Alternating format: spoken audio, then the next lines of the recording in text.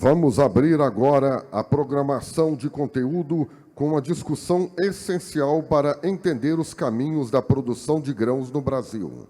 Em primeiro painel, aborda os fatores que vêm impulsionando o crescimento de produção de soja e milho, com foco em projeções de curto e longo prazo.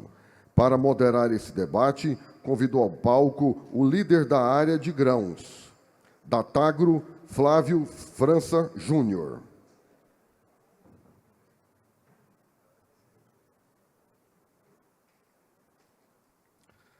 Também convido ao palco o supervisor do grupo de pesquisa da Embrapa Territorial, Rafael Mingotti.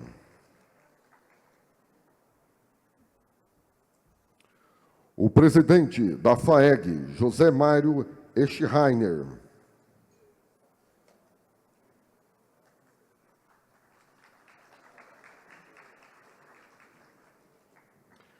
E o diretor executivo da Abramilho, Glauber Silveira.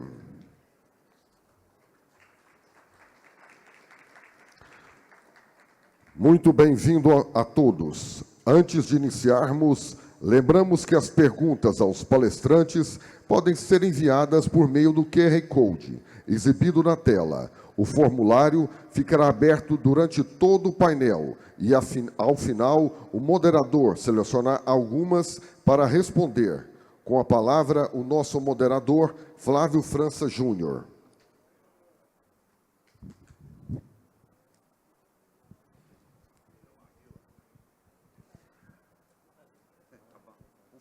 Obrigado. Muito obrigado. Obrigado.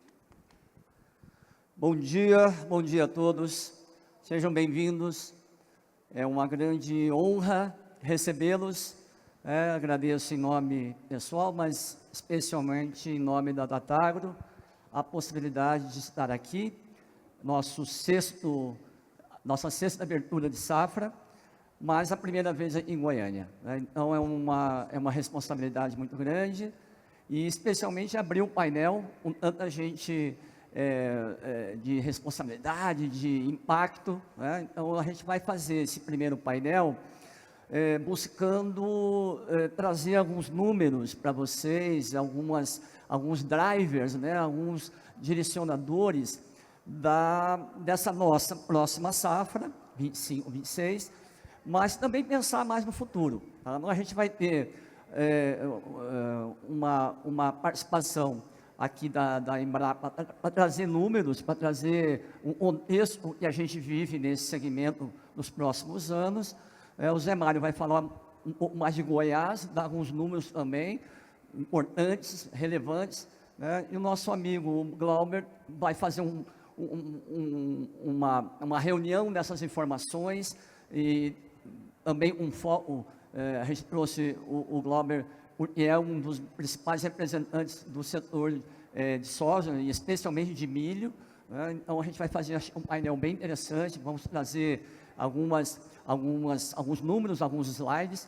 Acho que vai ter slides, né? Então, a gente vai ter alguns slides, e vocês fiquem tranquilos depois para fazer as perguntas, e a gente vai tentar organizar aqui no final um debate com os principais assuntos que forem abordados, tá bom? Então, eu rapidamente passo a palavra para o Rafael para trazer a parte de números, de contexto da nossa safra, e depois a gente dá sequência. Tá? Fique à vontade. Bom dia a todos. Agradecer em especial a possibilidade de estar aqui com os colegas. Então, bom dia, Flávio, José Mário, Glauber. Agradecer aos organizadores, em nome do João, da Raquel, aí, pelo convite, e aos patrocinadores por esse evento. Bom, eu trago para vocês hoje uma fala mais, vamos dizer assim, contextual do Brasil, sobre alguns aspectos da expansão de soja e milho. Então, quando falamos, eu não tenho aqui, vou pedir para passar o slide, por favor. O controle não está aqui, então passe, por favor. Quando a gente fala de produção de soja e milho no Brasil, nós temos que levar em conta a série histórica, Então, como que se deu a expansão de soja e milho e para onde ela vai? Então, ao longo do tempo, nós temos aqui um componente que integra essa produção, que é novas áreas, e também a produtividade. Então, vou falar um pouquinho de cada uma delas, né? Então, falando de produtividade, nós temos no Brasil, vou pedir para passar, por favor, isso. Vamos ver se passa para lá. Não. Ajuda aos universitários. Foi, muito bem, obrigado. Então, no Brasil, nós temos, ao longo do tempo, algumas variações. Então, houve momentos em que o aumento da área se deu por, aumento da produção se deu por abertura de áreas, e nos últimos anos se deu por aumento da produtividade. Então, aqui nós temos no trabalho da Embrapa Territorial, que fala da macrologística agropecuária do Brasil, e trazemos essas informações, aumento de produção, aumento de área, tanto no tempo quanto no espaço, assim como a concentração para 10 produtos, incluindo aí soja, milho e outros, né? E o que nós temos de tendência no Brasil? Então, antes dessa motivação sobre as pastagens degradadas, antes do aperto pelos clientes no exterior com relação à abertura de áreas de floresta, o vetor de aumento de produção era somente a produtividade. Então, nós temos aqui a Coopert, mas nós temos também diversas outras empresas trazendo as suas soluções. Na semana passada, a própria Embrapa lançou um novo produto, junto com a empresa Biomas, em que nós temos para soja e para milho grandes aumentos de produtividade em áreas que têm problemas de seca, que é o hidratos, né? Então, estamos falando dos últimos anos de aumento de produtividade. Quando nós falamos de produtividade, aqui está. Temos que ter algo em mente. Em alguns locais foi falado aqui na tribuna, mas não é o estado de Goiás, mas como eu estou trazendo para vocês um pouco de Brasil, fora de Goiás, né, parabenizo aí os goianos, nós temos muita perda de safra. Então, já se praticou produtividades altas em diversas regiões do Brasil, e safra após safra, quebras e quebras. Então, essas tecnologias, como hidratos, como outras, vêm para diminuir essas perdas. Então, nós chamamos isso de yield gap, ou de folga de produtividade. Então, se a gente pensar em soja, no sul do Brasil, há quem estime, há artigos que dizem que se dobre a produção de soja, só reduzindo perdas. Usando as melhores produtividades que já se fez, é possível dobrar, né? E quando falamos de outras culturas, por exemplo, o trigo, eu trago aqui, nós temos aumentos significativos. Estou falando de 20%, 25% de aumento de produção, só reduzindo perdas. Então, isso quem vem precisa ciência, né? Falando um pouquinho do Brasil, então, usando o slide que está do lado direito de vocês, com a previsão do INMET de chuvas, nós temos, para o Brasil como um todo, poucas áreas em que se tem menos chuva do que o normal, que é essa área amarela. Então, olhando para a área amarela, um pouquinho, 10% a menos, ou 10 milímetros a menos, do que o previsto de chuvas para os próximos 3 meses. É pouco. Então, esperamos um início de safra com solo, com a armazenagem de água perto do seu ideal, em todo o Brasil. E uma nova safra começando muito promissora. Então, falando assim, produtividade, precisamos de água. Mas não só de água precisamos.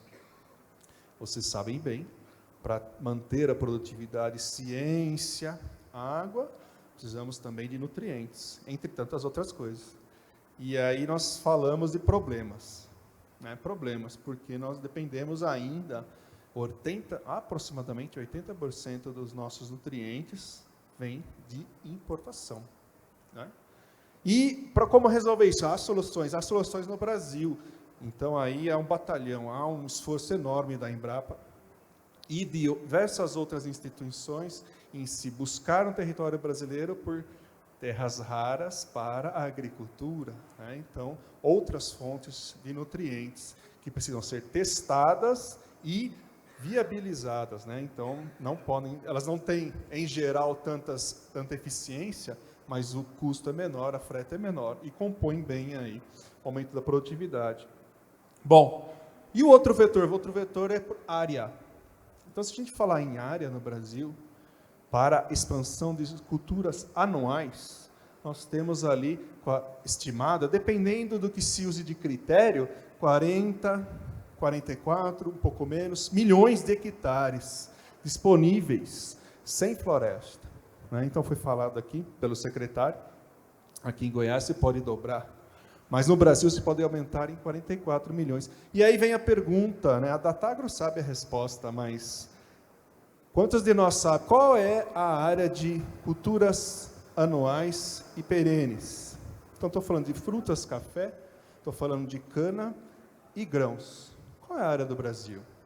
O que representa 44 milhões? Então, estou falando algo em torno de 60 milhões de hectares hoje. 44, façam aí.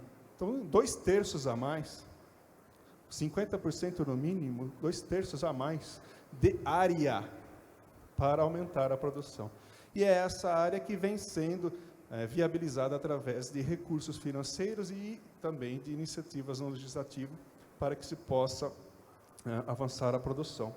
Mas, além desses 44, com pastagem, então, há aproximadamente um mês, 3 semanas, a Embrapa Solo soltou um novo mapeamento de aptidão agrícola, ou seja, para que serve cada área do Brasil? Qual a sua aptidão? Eu posso ali usar de maneira intensa ou não? Tem que ser usada para pastagem, para uma silvicultura. Então, falando de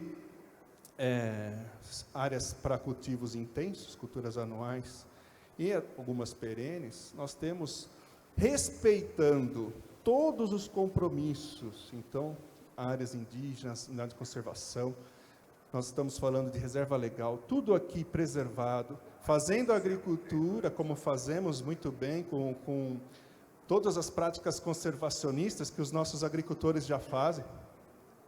Nós temos 90 milhões de hectares disponíveis. Quantos desses já estão com agricultura? Então, aí vem uma lacuna de informação. Oficialmente, por exemplo, nós temos o programa de mapeamento da Embrapa, chamado TerraClass, junto com o IBGE, com o INPE. Não temos essa informação para o Brasil. Mas se usarmos dados extraoficiais, 60 milhões de hectares hoje usados com agricultura, para chegar em 90, né, 1/3 de aumento. 1/3 de aumento em áreas favoráveis, em áreas aptas a cultivo de culturas anuais e perenes. Bom, mas essa produção, e agora partindo para o encerramento, tem o seu aumento previsto, seja para a safra atual, que começa muito bem, seja para as próximas, nós temos áreas, temos produtividade para aumentar essa produção, mas a produção precisa escoar. E aí vamos para os problemas logísticos que vão ser falados hoje à tarde no painel coordenado pela Elisângela, da CNA. Então, do lado esquerdo do mapa para vocês, em azul, nós temos os estados, as unidades da federação, que mais tem armazém em área privada. Então, aí estão as empresas privadas armazenando grãos. Do lado direito está a produção de soja e milho safrinha. Então, vejam, a Goiás, por exemplo, tem grandes armazenagens, se somarmos, mas também tem grande produção. E quando a gente compara uma com a outra? Bom, Goiás, junto com seus vizinhos, está nos locais de maior déficit de armazenagem. E quando colocamos isso no nível de mais detalhe, poderíamos aqui detalhar até nível de propriedade, nós teríamos locais do Brasil que mais precisam de armazém. E por que não tem? Então, o governo vem tentando atender as demandas do setor produtivo, mas não tem conseguido, com sucesso, resolver essa questão de como melhorar a armazenagem no Brasil. Ainda temos muito que melhorar. Isso sem falar em todos os outros problemas logísticos. Então, encerro aqui dizendo que nós temos muito potencial para aumento de produtividade, principalmente para a próxima safra, que deve começar com armazenagem de água bem elevada nos solos. Nós temos várias novas tecnologias vindo para melhorar a produtividade ainda mais, né, novos lançamentos. Nós temos oportunidade para aumento de área, seja de pastagem, seja abertura de área, respeitando todos os compromissos do Brasil. E nós temos aí outros problemas para resolver, que não estão na área do produtor. estão fora, né, que é a armazenagem e a logística. Termino aqui, Flávio, e passo para os colegas. Fico à disposição depois com vocês. Obrigado.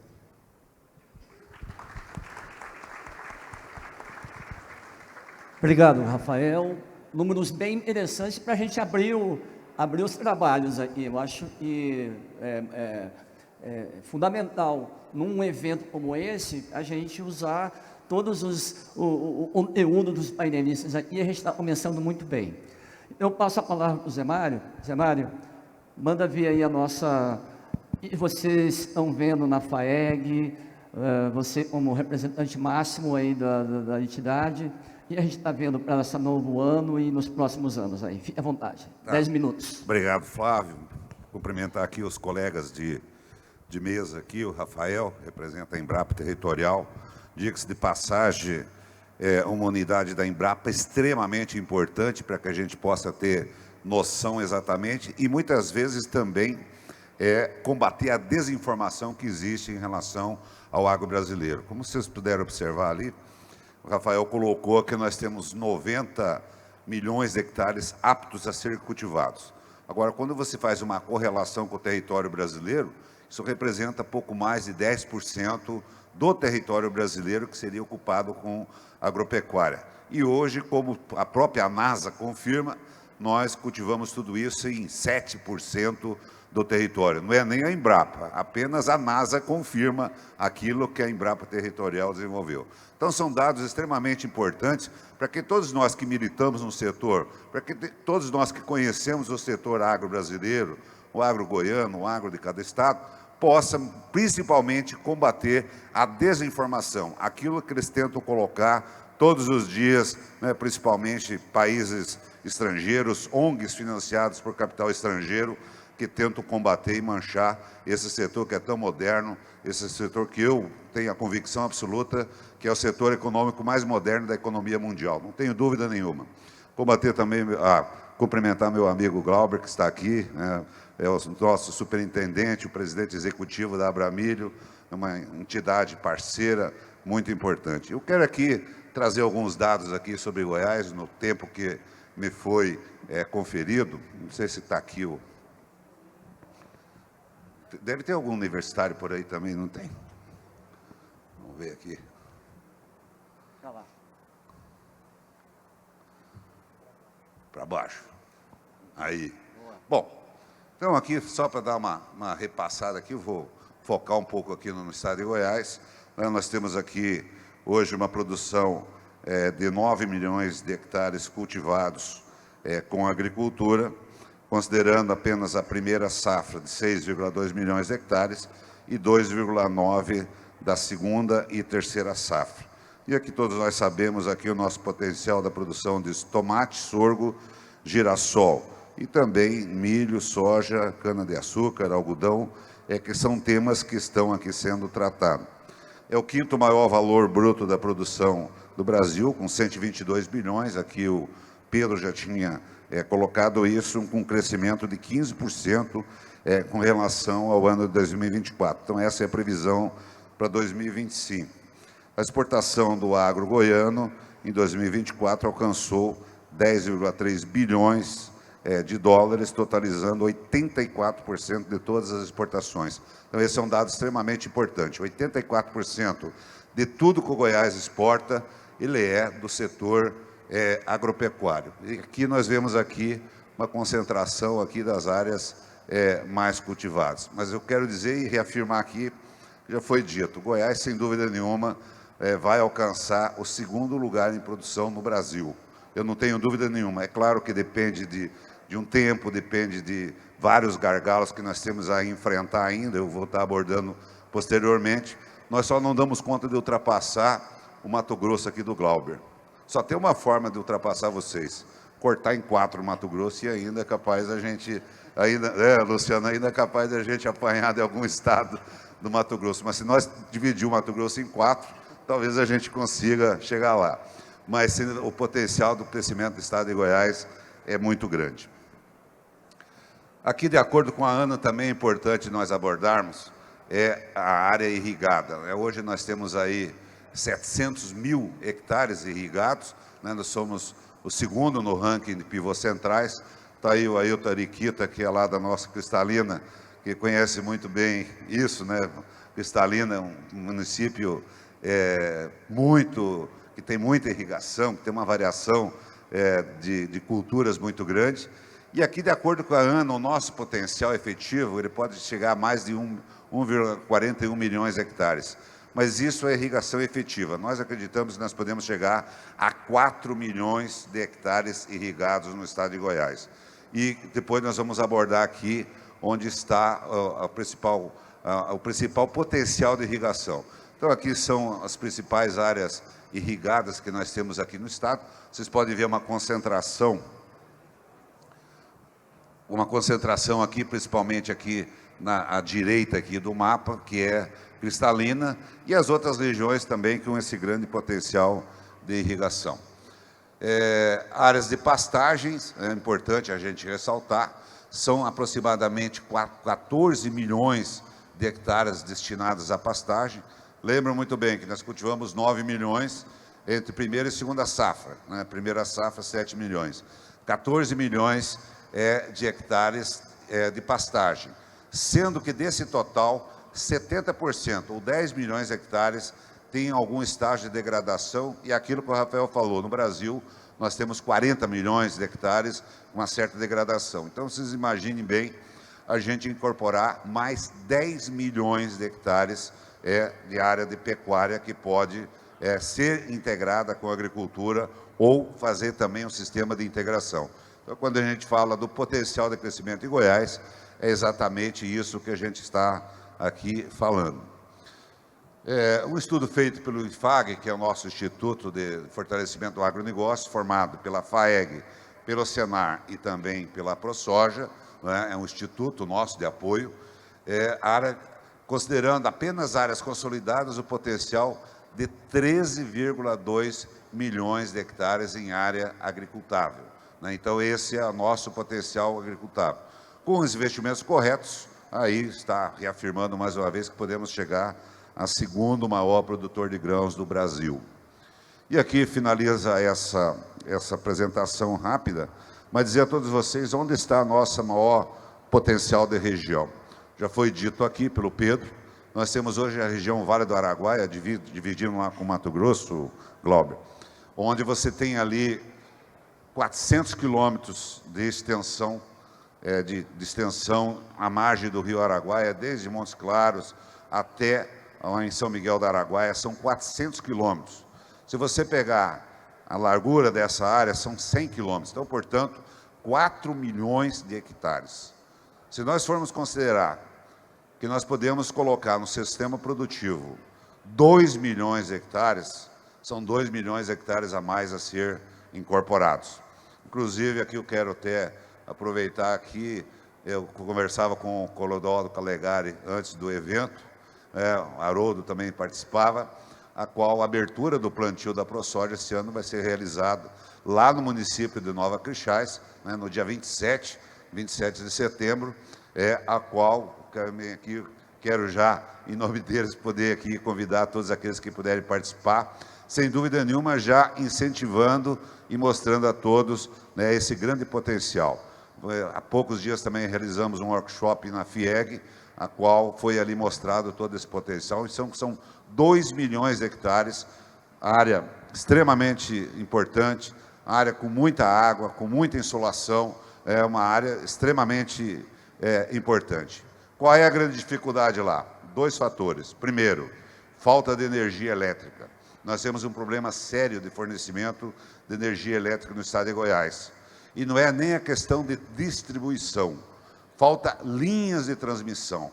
Falta as grandes linhas chegarem para que elas possam ser distribuídas e para que aí sim, uma região como essa, ela pode ser incorporada, principalmente com o uso da irrigação.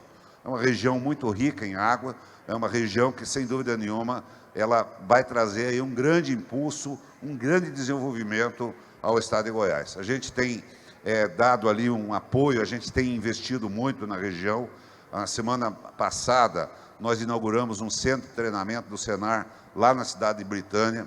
Estamos olhando mais um centro de treinamento e capacitação também no Vale do Araguaia, a gente não sabe ainda se vai ser em Nova Crixás, Mundo Novo, Mozarlândia ou São Miguel do Araguaia, para que ali a gente possa formar a mão de obra, né, porque nós possamos ali formar tanto aquela mão de obra operária dentro das propriedades, como também técnica agropecuária, técnica em zootecnia, técnico agrícola, para que essas pessoas possam estar ali também ajudando no desenvolvimento e, acima de tudo, dando ali oportunidade para aqueles jovens ali da região de poderem ter ali o seu grau de qualificação. Então, nós temos olhado muito essa região.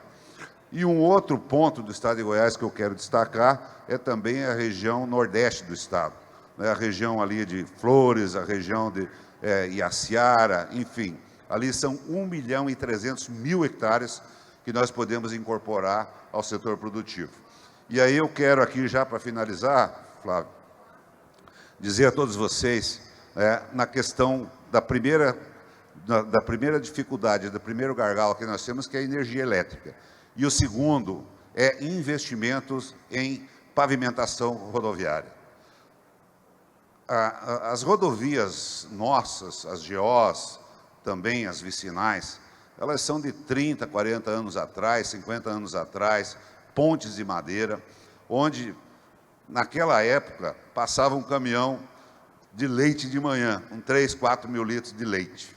Esse era o transporte usual. E à tarde, às vezes, o compadre ia na charrete tomar um café na comadre. Então, esse era o movimento usual que nós tínhamos há 40, 50 anos atrás, como foi dito aqui. Hoje, não. Hoje são bitrens, 3 milhões, com 50, 60 toneladas, onde uma rodovia não pavimentada, ela não suporta essa carga, não suporta esse peso. Hoje você pega rodovias onde você tem tráfego aí de 100, 200 bitrens por dia.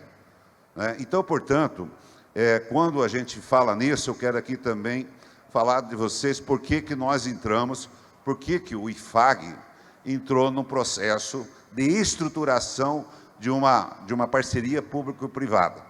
Nós tínhamos aqui, foi instituído no Estado, contra gosto dos produtores, a contragosto, houve uma discussão muito forte com relação à criação do Funderinfra. Bom, o Funderinfra, ele é para ser executado pelo Estado, com licitação de projetos, licitação de obra, embargos, enfim, toda aquela burocracia do serviço público.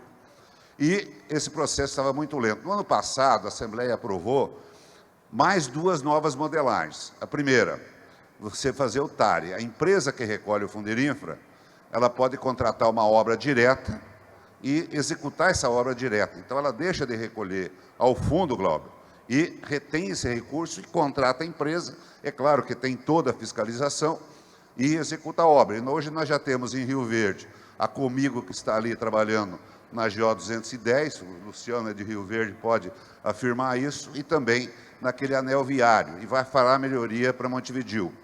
E também o Grupo Cereal, que está ali trabalhando na GO 401. Bom, e a terceira modelagem, o modelo associativo. Criou-se esse modelo associativo, onde entidades, OSCs, organizações da sociedade civil, poderiam entrar também como parceiros, assumindo obras. Abriu-se o espaço, não houve interessado nenhum, não havia o interesse nenhum do IFAG entrar, mas como não houve outra entidade, o IFAG entrou sendo parceiro.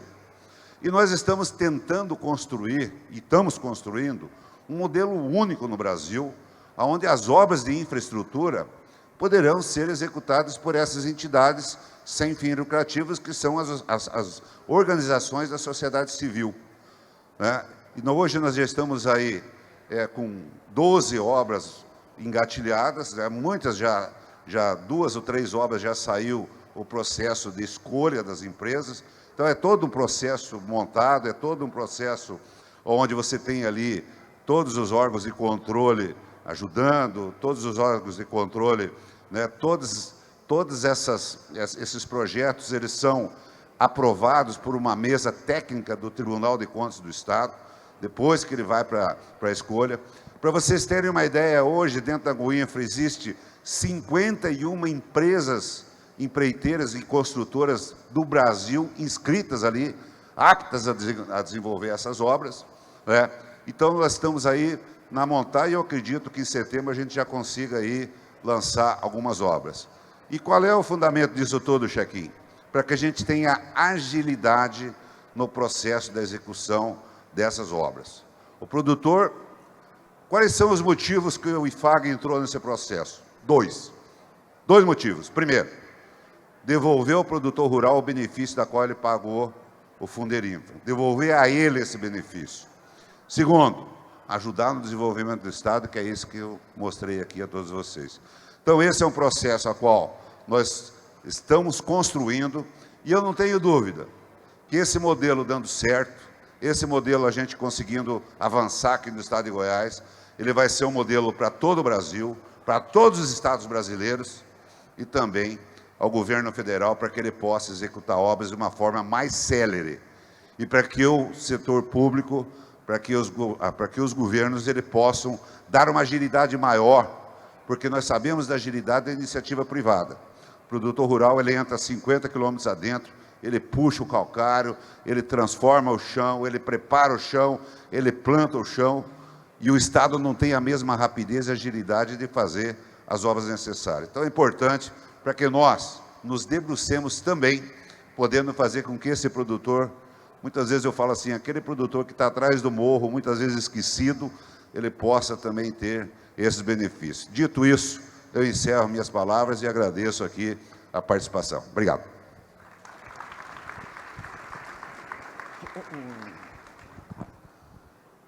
Devolve aí. Eu vou devolver. Obrigado, Zé Mário. Obrigado pelos números, pela contribuição. A gente conseguiu ter um número mais global, né, do país, né, Brasil, e também os números fundamentais aí para Goiás. Eu convido o Glauber agora a fazer um resumo do que a Abramilho, evidente, pensando em entidade, mas você que é um atuante do agronegócio brasileiro já de muitos anos, a tua contribuição para esse tema, Glauber. Nós já tivemos em tantos eventos aí na história, nesses últimos anos, né? E nós somos testemunhas, a gente de cabelo branco, é testemunha do quanto já avançou, né, esse nosso agro. O Zé Mário comentou alguns números aí, e o Glauber está no meio desse rolo todo aí, né? Então, fique à vontade, Glauber. Obrigado. O político não tem jeito, né, Zé Mário?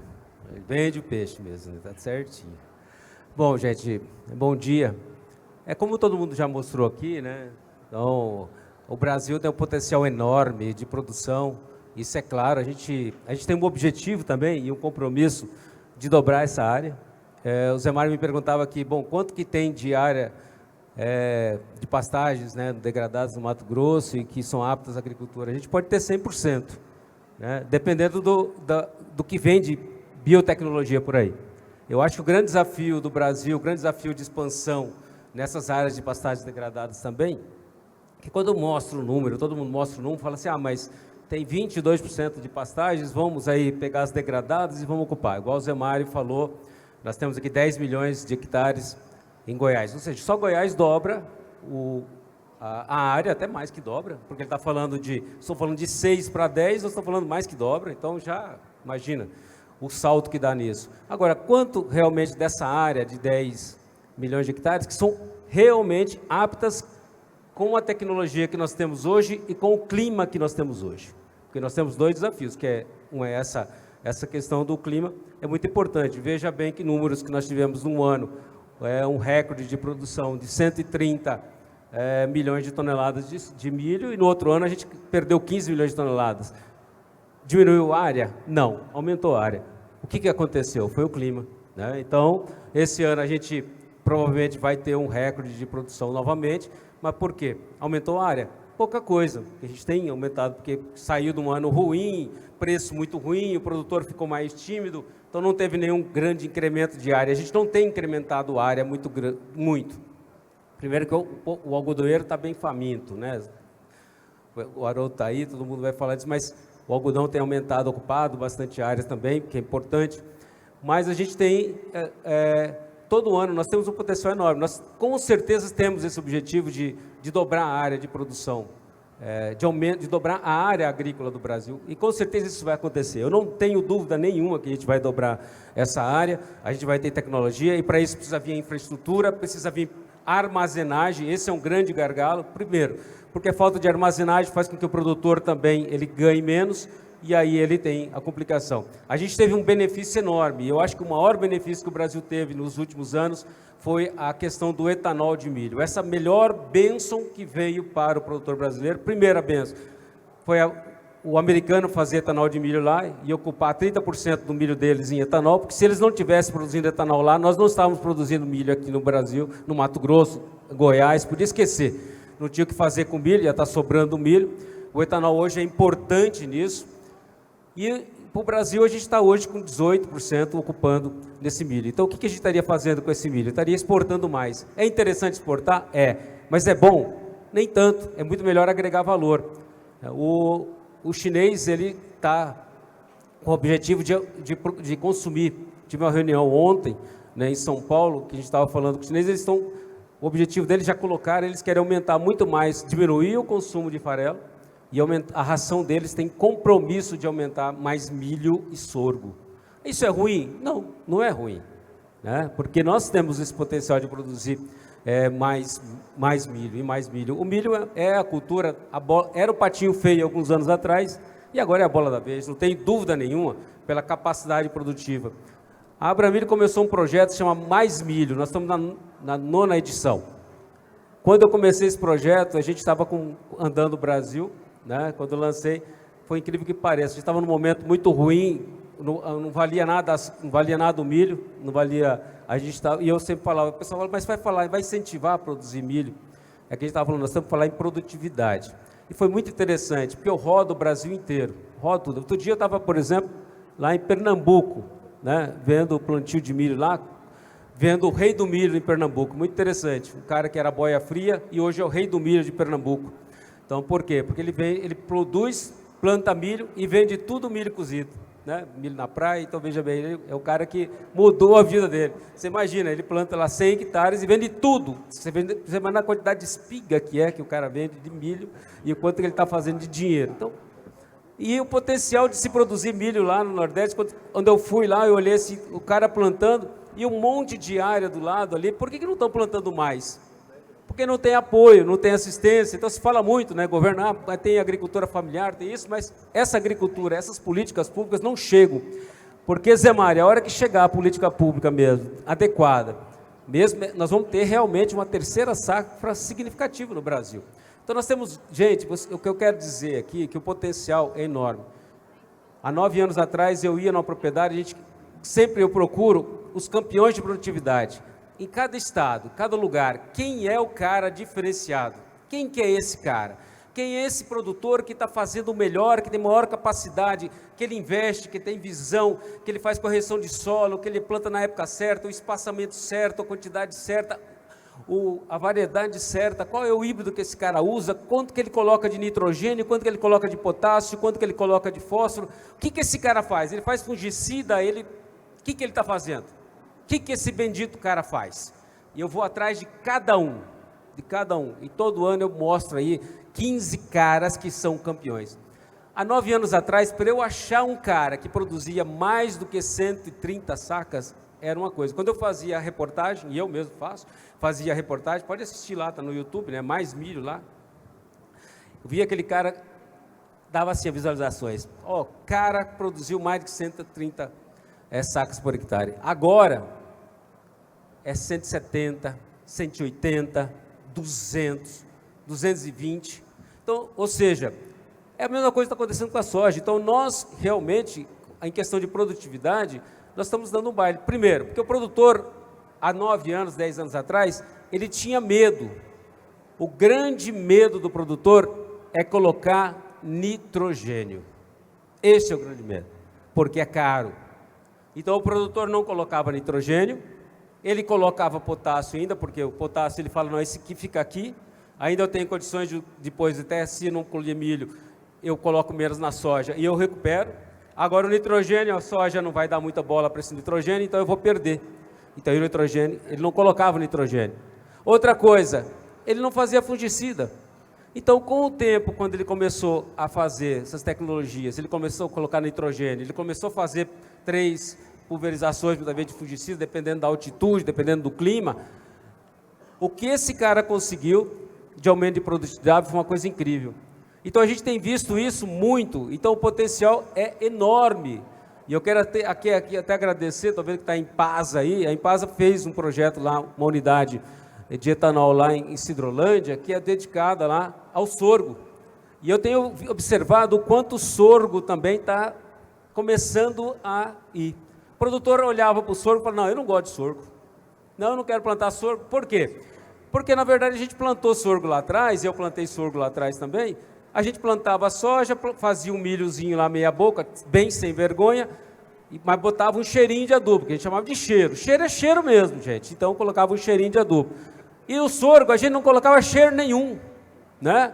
E aí, colhia o sorgo lá, colhia 20 saquinhas de sorgo, e simplesmente depois ainda começava o plantio de soja bem em cima daquele sorgo.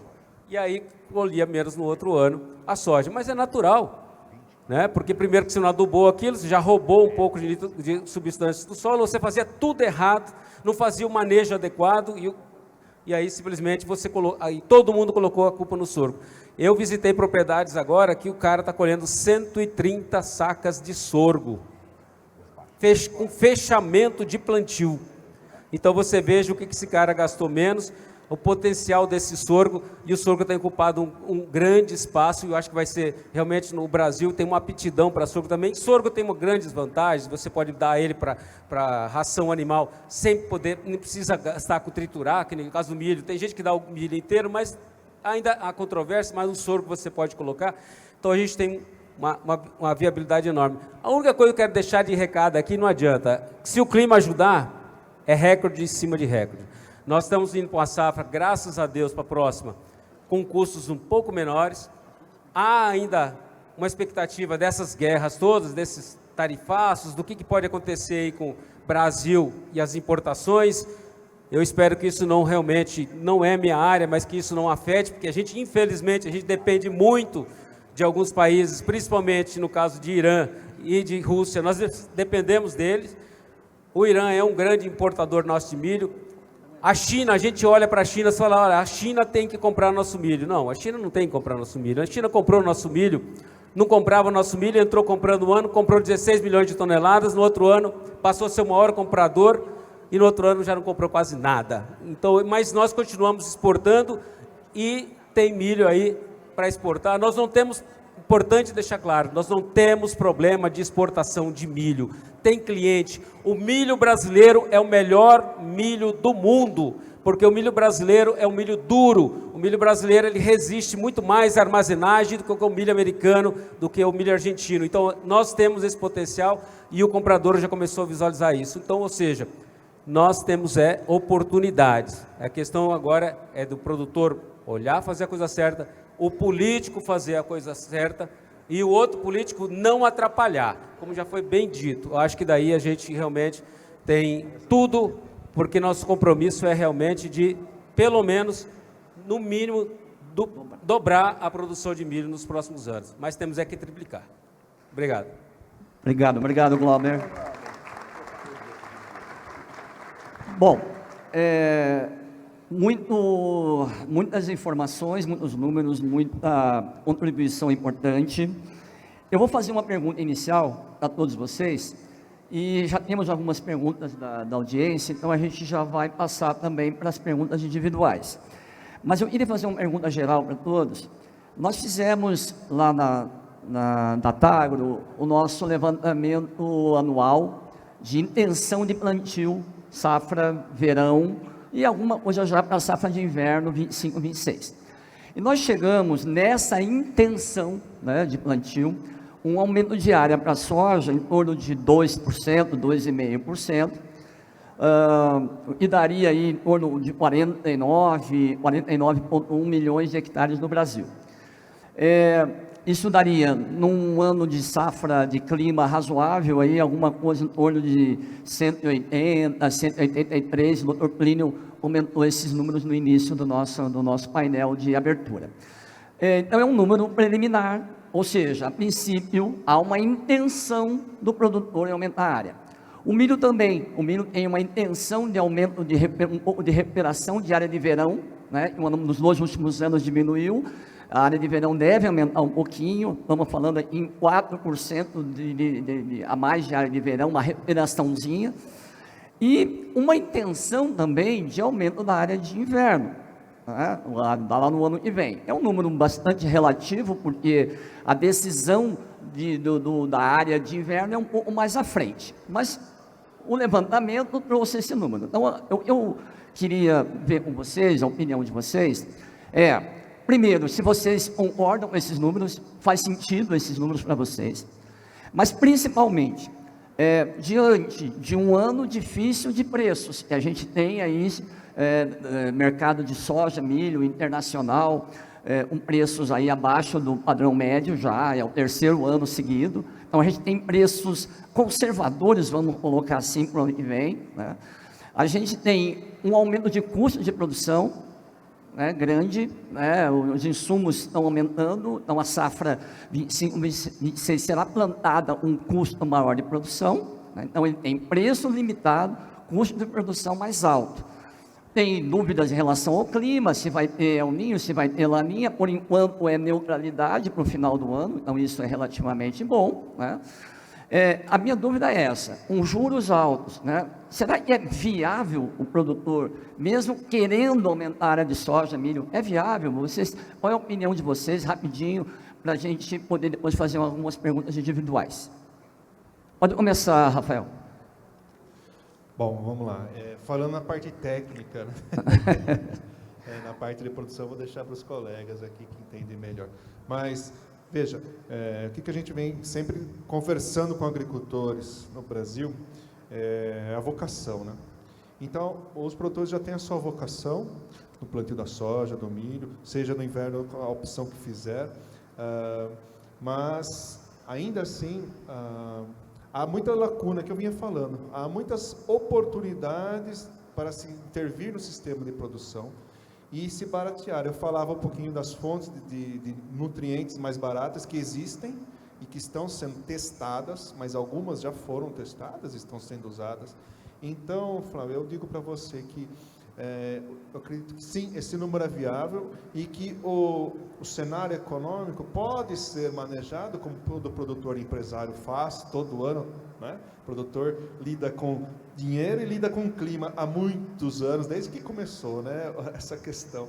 Mas há oportunidade de baratear custo, seja com novas iniciativas de ciência, seja com fertilizantes de outras fontes. Obrigado, Rafael. Zé Mário, o que você acha, Zé Mário? Flávio, se você me perguntar se é viável e por quê, eu acredito que sim, para o produtor brasileiro é corajoso, né? Acho que esse o primeiro aspecto é a coragem do produtor brasileiro de sempre estar investindo ali na atividade dele. Agora, é claro que existem desafios, custo de produção, juros altos, problemas geopolíticos que, sem dúvida nenhuma, influenciam também no custo, né? Plano Safra, basta você analisar o Plano Safra esse ano, que aumento de juros de uma forma espetacular, muito altos, juros muito altos, acesso ao crédito difícil. A gente tem recebido reclamações do Brasil inteiro aí do acesso ao crédito dos bancos. Aliás, hoje sai o balanço do 2º trimestre do Banco do Brasil, que sem dúvida nenhuma não é favorável, e em função de inadimplência. Agora, por outro lado, também acompanho o relator aqui, o Rafael, que são as novas tecnologias, bioinsumos, enfim, alternativas, né, para que você possa baixar o seu custo de produção. Então, eu acredito ser favorável, sim, aquilo que o Glauber também falou, batendo recordes e recordes de produção. É claro que isso nem sempre é viável, porque você comprime a margem, mas o produtor brasileiro hoje ele tem um nível de profissionalização bastante alto, que eu acredito que ele consegue sim se reinventar e achar um plano médio onde ele consiga sobreviver. Haja visto que já vem de 2 anos já com dificuldade, com margens baixas, né? E, sem dúvida nenhuma, esse 3º ano também não promete grande melhora, mas vamos aí levando e, sem dúvida nenhuma, com isso, ajudando no país. Não fosse o setor agro, o Brasil já tinha, sem dúvida nenhuma, fechado para balanço faz muito tempo. Eu não sei o que certo tipo de gente ia fazer no Brasil, mas com certeza nós já tínhamos fechado para o balanço. Obrigado, Zé Mário. Glauber. Bom, é natural esse número. Quem é produtor sabe, você vem num ano que você tenha altas produtividades, né? E querendo ou não, essa alta produtividade trouxe rentabilidade. Então a gente tem que, não dá para você falar um produtor que colheu 170 sacas de média, ainda estou falando de média, né? E não é um canteiro, não é um Maracanã, são vários Maracanãs. Então, esse produtor com certeza ele vai manter essa área, no mínimo aumentar. Na região sul do Brasil, a gente sabe que é uma região que planta muito pouco de inverno, ainda perto da quantidade de área plantada em primeira safra. Então, esse é um grande desafio que a gente tem observado, né, que essas pessoas tenham uma coragem de plantar isso aí. Então, pode ser que talvez em anos comece incentivem, né, tanto que você vê que tem uma projeção de aumento nessas regiões. Então, eu não tenho dúvida nenhuma que a gente tem, querendo ou não, por mais que está produzindo bem, você pega no mercado internacional, o estoque de passagem tem diminuído ano a ano. Então, a gente tem uma expectativa aí, né? O mundo não está aumentando, o mundo está consumindo mais do que está produzindo. É importante falar isso, né? Por mais que está produzindo, o mundo consumiu mais do que está consumindo o estoque já de passagem. Então, vejo bem qual a oportunidade. Só que isso também não é dizer que o preço... por que não explodiu? Porque, querendo ou não, o Brasil ele tem 2 safras. Então, a gente não tem aquela sazonalidade mais toda. Então, isso acaba não deixando o preço subir. Eu acho que o preço, viu, todo ano a mesma coisa. A gente tem que estar atento. Que nesse ano a gente teve momentos de preço bom. Eu sempre falo, eu não douro a pílula para falar com o produtor. O produtor perdeu a oportunidade, né? Podia ter vendido melhor. Então, o produtor fica sempre achando que vai acertar na mosca, nunca acerta. Agora, você teve bons preços, que eram pelo menos 10, 15 reais a mais do que está hoje. Poxa, é muita diferença, né? Então, o produtor tem que estar atento sempre a isso, seus custos. E, como disse, tem produtor que está tendo muita eficiência. Acho que a gente está no momento, o produtor está aprendendo a racionalizar todos os seus insumos, está aprendendo a plantar melhor, né? E, no caso, ter mais rentabilidade. Então, eu não vejo como a gente tem um recuo nesse momento, nesse cenário que nós estamos aqui, não. Eu só vejo uma expectativa positiva e espero que realmente alguma coisa aconteça, que os preços melhores. Não desejando mal para ninguém, mas Imagina. Que a gente possa ter preços melhores. A mão invisível do mercado dá uma ajudazinha aí, né, Glauber? Bom, rapidinho algumas perguntinhas, né, no nosso painel aqui. Eu começaria aqui com o Rafael. Tem uma pergunta do Volney, da Baldan, Volney Neto, e ele pergunta o seguinte: se tem na Embrapa planos, se você conhece, participa de algum estudo para desenvolver a agricultura em áreas de recuperação em Goiás, especificamente ele pergunta de Goiás, tá? Então, do ponto de vista de máquinas, implementos, se a gente pode atender, se a gente tem capacidade de atender, se tem algum estudo nesse sentido de recuperação de áreas, né? O Zé Mário falou dos números de áreas degradadas, você mesmo colocou alguns números, então a pergunta está nesse sentido. Obrigado, Flávio. Então, agradeço ao Volney também pela pergunta. Veja, a Embrapa, no momento, está selecionando projetos de pesquisa com recursos internos para atuar em áreas degradadas do Brasil todo, incluindo Goiás. O pesquisador, se eu não estou enganado, o líder é o Ricardo Guimarães, é aqui do Cerrado. E sim, então está no início a oportunidade, se quiser posso passar o contato, me procure depois, do líder do projeto, e haverá sim a pesquisa em áreas degradadas e como recuperá-las, incluindo aqui na região de Goiás. Porque essa é exatamente a bola da vez, né? A gente está falando em aumento de área, não em aumento de área estamos falando de aumento de área no Brasil em áreas basicamente de recuperação de pecuária, né? Então, ótimo, muito bom.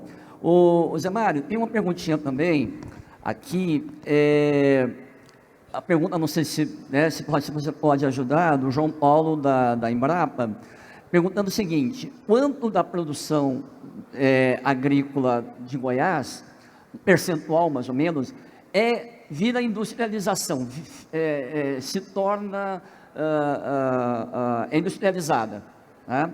Então, qual seria o potencial não só de produzir, mas verticalizar verticalizar a produção. É uma coisa essencial para a renda, né, do Estado, para emprego, né? A verticalização da produção agrícola é fundamental.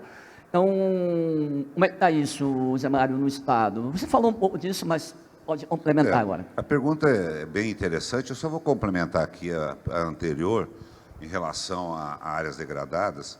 Se você for hoje no Vale do Araguaia, onde está o grande potencial de incorporação de novas áreas do plantio, você vê ali as melhores revendas do Brasil estão se instalando ali hoje. Então, é um negócio impressionante o que a gente vê acontecer no Vale do Araguaia. Você vai em Nova Crixá, você vai em Britânia, você vai, enfim, nessas regiões todas aí, é impressionante. Com relação à agroindustrialização, o uso, né, de matéria-prima no Estado, por exemplo, milho.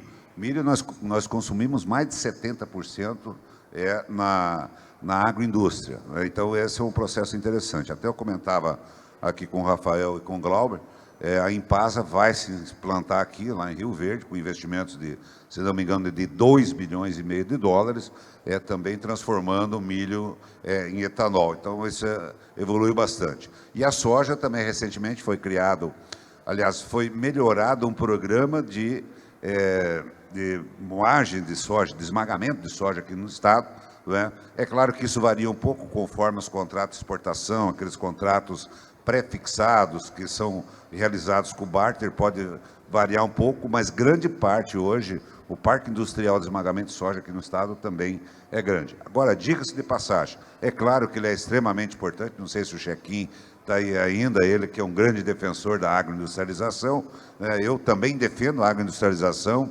defendo a geração de emprego no Estado, nos nossos estados. Agora, você tem a exportação e o produtor tem que escolher aquilo que é melhor, aquilo que ele vai dar a melhor liquidez, né?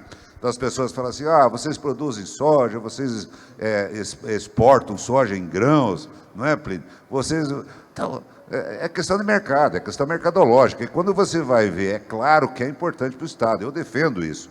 Agora, quando você vai ver a geração de emprego numa indústria esmagadora de soja, ela não é tão representativa. Diferente quando você implanta uma agroindústria, uma indústria de frangos, uma indústria de suínos, como nós temos hoje em Rio Verde, que é um grande cluster, Mineiros, Jataí, né? Nós temos aqui em Pires do Rio, se Deus quiser, no Vale do Araguaia também, com a chegada mais forte da agricultura, da soja e do milho, vai migrar também para o Vale do Araguaia.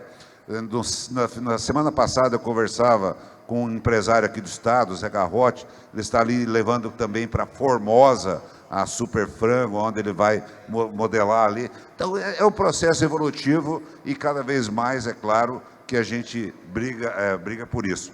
Eu vendo aqui o Ailton Ariquita também, eu lembro de indústrias de etanol de milho indo para Cristalina, indo para Formosa. Enfim, esse é um processo contínuo, mas eu diria que hoje Goiás é um dos estados que mais agroindustrializa seus produtos, não tenho dúvida nenhuma. Obrigado, Zé Mário. O Glauber, tem uma perguntinha, eu acho que também dentro da tua área de atuação, a pergunta é a seguinte, não tem o nome do autor da pergunta, mas a pergunta é boa, eu mantive aqui. No Centro-Oeste, ele pergunta isso, mas é uma afirmação, né? Quer dizer, a competição direta da área de inverno, né, entre milho e algodão, né? A gente está cada vez mais desenvolvendo um binômio no país, soja no verão e milho, sorgo, algodão, trigo na região sul no inverno, tá? Então a pergunta é essa: existe uma pauta e se disputa essa participação de milho no inverno ou algodão? Talvez seja um assunto que vocês lá na Bramilho discutam, né? Quer dizer, são dois cultivos que estão em expansão no país. No Brasil tem avançado na sua participação no mercado de algodão, né? É o maior exportador de algodão do mundo hoje, rivalizando ali com os Estados Unidos. Então também é uma oportunidade para Goiás e para Mato Grosso principalmente, essa questão do avanço do algodão versus milho ou sorgo ou outras culturas, né? na safra de inverno. É por aí, né, Glauber? Nós estamos falando de duas culturas de expansão e acho que tem espaço para todo mundo. E você acha? Não, com certeza, né? Primeiro porque o algodão não vai ocupar tanto espaço assim, né? O algodão é bem mais limitado, e tanto que acho que o produtor mais é porque ele vê uma oportunidade. Quando você pega o algodão, está um momento positivo, tá bom, é lógico que um algodoeiro ele vai plantar mais algodão. No Mato Grosso a gente está tendo muito, acho que aqui em Goiás também, a gente tem os pulsos, né? Então é uma coisa que está expandindo demais, né? Gengelim, a gente tem girassol, a gente tem milho-pipoca, tem um monte de outras. Gergelim, Que lá no Mato Grosso está plantando muito, então gergelim. tudo oportunidades, né? Amendoim também, eu fiquei impressionado o dia do lado, na propriedade lá da fazenda, eu vi que o cara plantou lá quase 1.000 hectares de amendoim, eu fiquei assustado com aquilo, falei, meu, na areia assim, sabe? Então você vê, e tudo culturas que estão indo em áreas bem mistas, ou seja, muita oportunidade que tem de negócios e o Brasil acho que tem realmente um potencial enorme aí, principalmente que a gente tem muitos solos dessas passagens degradadas, o que importa mais é o seguinte, que tem água.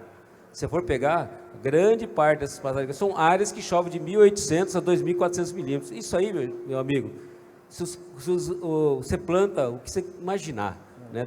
É questão realmente de você... Tem lugar que não dá para você pensar em segunda safra, mas pelo menos uma safra muito bem feita você faz. Maravilha.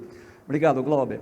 Tem mais uma pergunta do Márcio aqui, do Márcio Baldan. Eu acho que até posso fazer de forma geral para todos os três painelistas. Além dos desafios de logística, armazenagem, clima, quais as eventuais barreiras, aí nós estamos falando de dificuldades, né? Como estimular o pecuarista a renovar as áreas de pastagem degradadas, integrando ou migrando para a agricultura, né? Quer dizer, além das oportunidades que a gente está falando agora, mas quais são as barreiras principais aí para atrasar esse processo de recuperação de pastagens? Vou começar também aqui, para manter a ordem, mas no ano de 2023 tivemos uma discussão enorme com o Embrapa, Ministério da Agricultura, para viabilizar a questão do programa de conservação. E o problema central é esse, como viabilizar que o pecuarista se transforme, ao invés de um agricultor de pasto, um cultivador de pasto ou um cultivador de grãos. A pergunta é difícil e depende da região, a resposta depende da região. Porque há regiões em que há oportunidades de liquidez no grão são maiores, então um produtor que não está acostumado pode errar mais. E mesmo assim ter a sua liquidez. Em outras regiões não é assim. Então, eu diria, Flávio, que a resposta ela depende da região e ela tem vários parâmetros. Primeiro há alguma vocação ali no produtor? Se não, a margem de erro, né, tem que ser maior para ele entrar. E a questão principal é o dinheiro, que para transformar dinheiro. Crédito, né? E aí vem tendo iniciativas do governo, iniciativas para se conseguir crédito barato, mas ainda não está tão barato quanto deveria. Maravilha. Zé Mário, quer contribuir? Passo a régua no que o Rafael colocou, mas eu diria mais, depende muito de cada região e aquilo que vai fazer. Mas veja bem, primeiro, é a renda, se a pecuária está dando renda e retorno para a renovação. Segundo aspecto, nós temos que ver também a ocupação territorial, porque se eu tenho uma pastagem degradada, eu tenho 1 A por hectare, 0,7 UA por hectare, né? Esse é um ponto. Agora, se eu renovo essa pastagem, eu vou para 10, 8, 5. Então, você tem espaço aí para entrar com a agricultura. Porque muitas vezes as pessoas perguntam, mas dessa forma a pecuária vai diminuir, não vai nada, porque você usa as regiões periféricas da agricultura, por exemplo, da irrigação ou da agricultura para melhoria da pastagem, não tem dúvida nenhuma, não é? Então, esse é um ponto. A renda é outro ponto. E a questão de financiamento. Eu participei na época da criação do ABC, Agricultura de Baixo Carbono, né? Onde previa-se ali, hoje é Renovagro, se não me engano, o programa é Renovagro, né? E que são 2 programas que eu defendo ele com unhas e dentes, e o Glauber sabe disso, que é o PCA, Programa de Construção de Armazéns, que o retorno realmente ele é lento, né? Quem constrói seu armazém da propriedade, o playback ou o retorno, ele é lento, então você precisa ter prazos compatíveis, juros compatíveis, para que possa se investir em armazéns em propriedades ou mesmo cooperativas, grupos associativos. E outro programa é agricultura de baixo carbono, que você visa estar reincorporando no processo produtivo essas áreas degradadas. Eu defendo isso de uma forma, sempre defendi, participei da criação dos dois programas, eu acho eles interessantes, né? Inclusive de linhas externas que possam vir ajudar, eu não tenho dúvida. E é claro que isso tudo está vinculado à renda. Se a pecuária, por exemplo, que passa muitas vezes por anos e anos e anos, a pecuária de corte passa por dificuldade, né, de renda, de preço, de retorno. É claro que o pecuarista ele não pode investir, porque se ele investir, com certeza, ele vai ter muita dificuldade. Então, acho que esses são os pontos importantes, mas eu vejo uma compatibilidade total entre recuperação de pastagem da pecuária e também a incorporação da agricultura no mesmo período, no mesmo perímetro.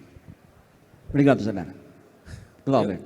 Eu não acho, por exemplo, que o principal fator seja recurso, sabe? Na minha opinião, não é esse fator. Quando você imaginar, por exemplo, você tem em Goiás uma área, por exemplo, ali, seja em Rio Verde, seja em Mineiros, que é uma área, por exemplo, de 1.000 hectares ali, que está uma pastagem terra vermelha com 55% de argila, e que aquela área fala, não, que o dono da fazenda fala assim, não, eu arrendo isso aqui para a agricultura, eu não tenho dificuldade, eu não vejo dificuldade nenhuma, é só me ligar também, ou seja, né, na hora, entendeu? Não tem dificuldade nenhuma de conseguir recurso, eu mesmo consigo, né?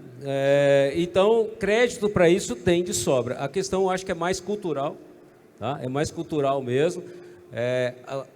Como é essa questão da pecuária no Brasil, eu acho que são áreas realmente que estão na mão de pessoas que muitas vezes estão lá, tem aquela propriedade, não é o negócio dela, então ela senta em cima, tem aquilo lá como uma coisa, né?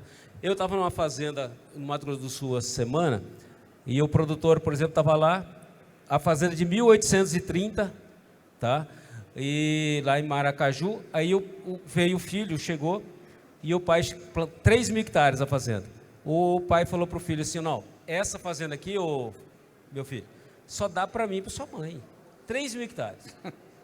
Só dá para mim e sua mãe. Você se vira, o que você faz? Daí ele rodou, ele falou assim, o senhor me arruma 500 hectares aqui, então, pelo menos, para eu fazer alguma coisa? Ele começou com a agricultura. Hoje, por exemplo, a pecuária na fazenda dele são 200 hectares. 200 hectares. E eles estão com 3.000 cabeças.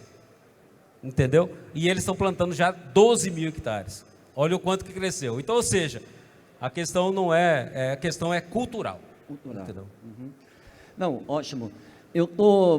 Nós estamos falando aqui, a gente está avançando nas perguntas, né, a pedido da organização, e existe uma preocupação, o Glauber disse que recurso tem, mas a gente está, o Zé Mário comentou, o plano safra desse ano foi um plano complicado, né, um plano difícil, porque houve uma diminuição na distribuição, na oferta de crédito, né, comparando com o ano passado, uma grande redução, ou seja, em termos de crédito agrícola, nós temos menos recursos, isso é fato, né, porque o governo, na divulgação, falou de aumento da oferta de volume, mas o volume considera a CPR, e CPR não é oficial, isso não é do governo, né, isso é crédito privado, não público. Deu uma misturada legal ali na divulgação, uma maquiada, vamos colocar assim,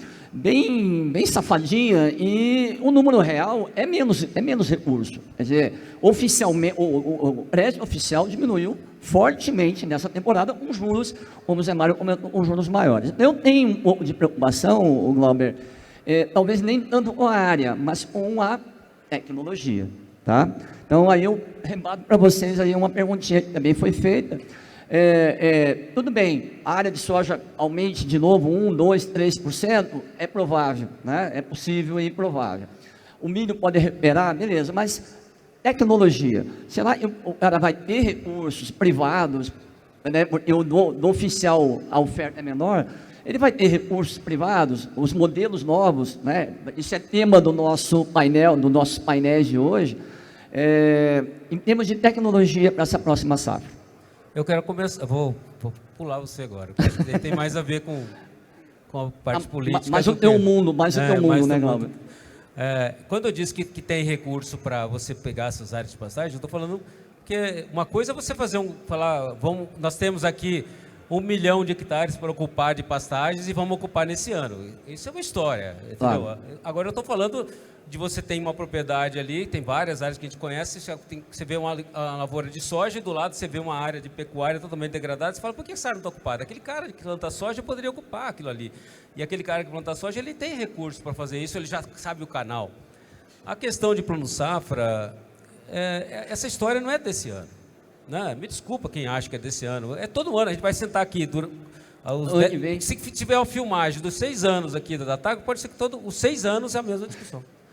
Que esse plano safra, me desculpa, né? Eu não gosto nem de me falar de plano safra, porque me irrita. É irritante, entendeu? É vergonhoso o plano safra. Então, o que acontece? Você imaginar que tem recurso, tem essa festa toda, essa divulgação toda desse recurso, na verdade, o que o governo faz? É o dinheiro que ele dá para a equalização. Os bilhões que ele dá para a equalização, né? E que ele vai dando esse recurso. Agora, o que acontece, a gente sabe que nós estamos no Centro-Oeste. Não é o Plano Safra que financia a agricultura do Centro-Oeste, nunca foi e não vai ser. Né? Então, é outra história que financia. Né? Você tem trade, você tem a própria revenda, você tem as multinacionais, você tem o produtor que pega recursos, muitas vezes internacionais. Então, acaba se financiando. Agora, é claro, quando você pega o pequeno e o médio produtor, esse cara depende muito mais desse Plano Safra e que não acontece. Agora, uma coisa eu sempre tenho certeza, que vai ser plantada a safra, vai. É claro que, como você disse, pode se diminuir tecnologia, sim, acontece. Né? Ou então aquele cara vai sair da atividade. O que a gente mais vê quando acontece desse tipo de coisa, que está acontecendo, e que tem um plano safra que realmente não acontece, que ele é lindo, mas não acontece, o que acontece? Você tem pessoas que saem da atividade. Eu, quando peguei o Sindicato Rural de Campo de Julho, quando eu fui presidente do Sindicato Rural lá, nós éramos 220 produtores. E nós pegamos uma época difícil, naquela época que tratoraço, caminhonaço. Quando terminou aquilo tudo, nós éramos 68 produtores. E hoje deve ser lá 40 e poucos produtores.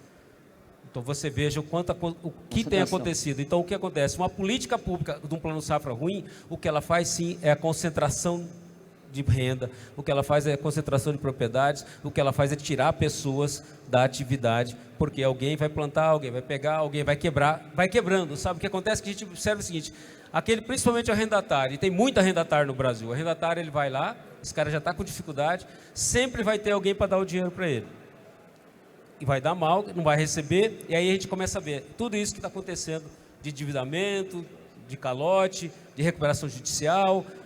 É isso que acontece, uma política pública ruim do governo. E é isso que acontece. Boa, obrigado. Quer contribuir, Zé Mário? Vamos lá. Tecnologia. Então, vamos começar. Safra 25, 26. A questão da tecnologia. O produtor, é claro, ele sabe como calibrar essa questão da tecnologia versus custo de produção. Então, e o produtor que não observar isso, sem dúvida nenhuma, ele corre um certo risco de ir para o endividamento, né? E que é o grande problema, e aqui eu quero também fazer um comentário, aquilo que você falou e o Glauber falou em relação ao Plano Safra. Na verdade é um êngodo, né? Se você for observar, até cheque especial, cheque ouro, ele é Plano Safra, né? Eles somam toda essa situação. E o que vale realmente é quanto recurso foi usado para equalizar. Então, se nós observarmos bem hoje, você tem aí o Pronaf, que esse ano, se não me engano, acho que foi 70 bilhões, ou 100 bilhões, não lembro bem de cabeça, mais 500 bilhões para a agricultura empresarial. Né? E, na verdade, você tem a metade do recurso da equalização que ele vai para o Pronaf, eu não sou contra isso, o produtor, a pequena propriedade, ela precisa ter esse apoio. Né? E aí nós temos o médio produtor, que ele está no NEM, ele está no purgatório, não sabe se vai acabar de descer ou se ele vai conseguir subir. Né? Esse é o NEM, né? não é grande, não é pequeno.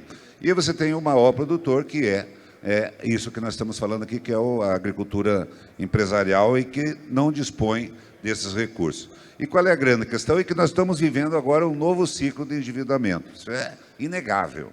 É inegável, nós vemos aí o Rio Grande do Sul com 5 perdas de safra consecutivas, Mato Grosso do Sul, aqui em Goiás, algumas regiões também, Mato Grosso, onde nós nunca vimos problemas climáticos, teve municípios aí que encanaram em 2, 3 anos aí de perdas. E qual é o grande problema disso?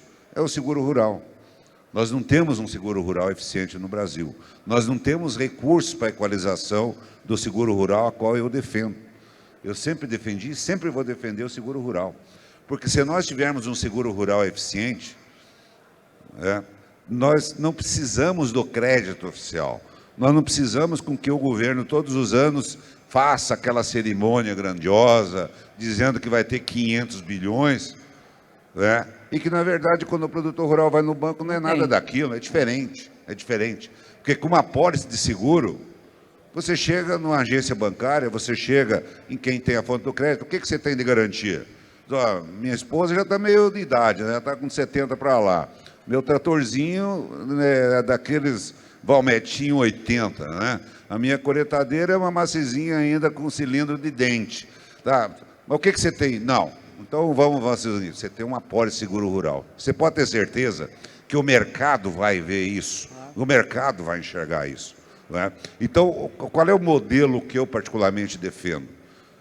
Crédito ao pequeno produtor, à pequena propriedade, e o grande nós incrementamos o seguro rural. Mas, infelizmente, no Brasil, em função, talvez, do descaso das autoridades econômicas federais, e aqui não vou também colocar a questão dos ministros da agricultura, mas a questão das autoridades federais de não enxergarem no seguro uma peça fundamental para o crédito rural, vocês podem ter certeza, nós fizemos tratoraço, nós fizemos caminhonaço e nós vamos fazer ainda outros movimentos, porque o endividamento vem aí. Mais que isso, a política agrícola hoje brasileira ela é nefasta. A política agrícola brasileira hoje ela é desigual. Porque se o camarada for no banco, não colher mal ou vender, não conseguir vender bem e ficar devendo o banco, ele está fora da política pública. Ele não pode nem passar na porta do banco. Ele não tem mais acesso. Ao passo que se tivesse a oferta do seguro a todos os produtores rurais, na conta dele, você planta 1.000 hectares de soja, eu vou te dar R$50 para o seguro rural, está na tua conta. Está aqui a injeção na veia.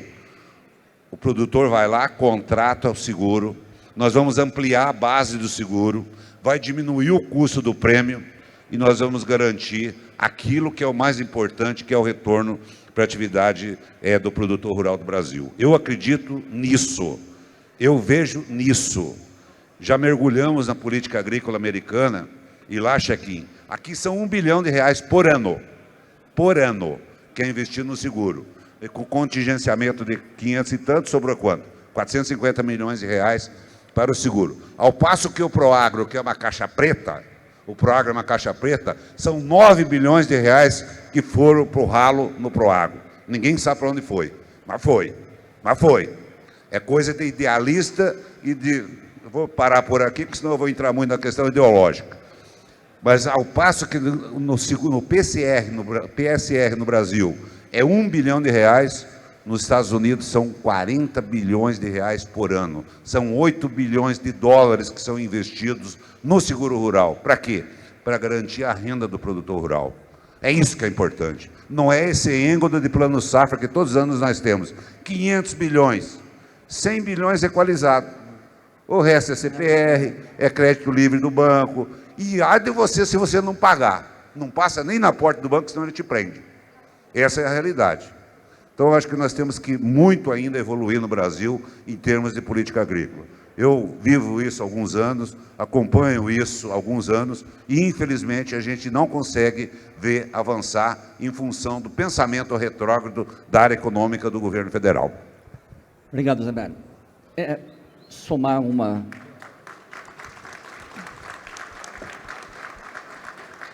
Depois do Zé Mário fica difícil falar, né? Mas eu vou para o meu canto aqui, né? Falar de ciência e tecnologia. Então, eu diria o seguinte, Flávio, que nós, assim como o produtor tem que fazer a sua gestão de risco, e na prateleira para o produtor ele tem tecnologias mais caras, mais baratas, e suas margens, né, de produtividade e liquidez. Né? Nós temos as iniciativas do governo para que o custo seja menor. E eu falo de Embrapa aí, né? E uma das tecnologias que está em discussão e com árduo esforço de muita gente é usar que nível de manejo, que vai entrar aqui nessa discussão de política agrícola, que vai beneficiar o produtor que faz a sua manejo conservacionista e aí vai baixar o custo. Então, pensando em margens menores para se ter tecnologia, dinheiro, né, para tecnologias de maior custo, a ciência vem trabalhando tanto na prateleira, né, para tecnologias de maiores custos e menores custos, maiores e menores ganhos, também com informação, que é o que nós fazemos lá na Embrapa Territorial também, né? Então, nós trabalhamos com milho, com soja, com sorgo em específico, nós trabalhamos com informação do território, que é imprescindível para fazer a gestão principalmente do governo, mas não só. E lá, essa questão do usar que nível de manejo vem direto nessa discussão, que vai trazer maiores ganhos para o produtor, ao passo que baixa e comprova todas as práticas agronômicas e também as práticas de conservação da vegetação nativa, que é mais um item que, se o produtor não fizer, se aparecer lá no PRODES algum desmatamento, também está inibido dessas políticas todas e ao acesso à tecnologia.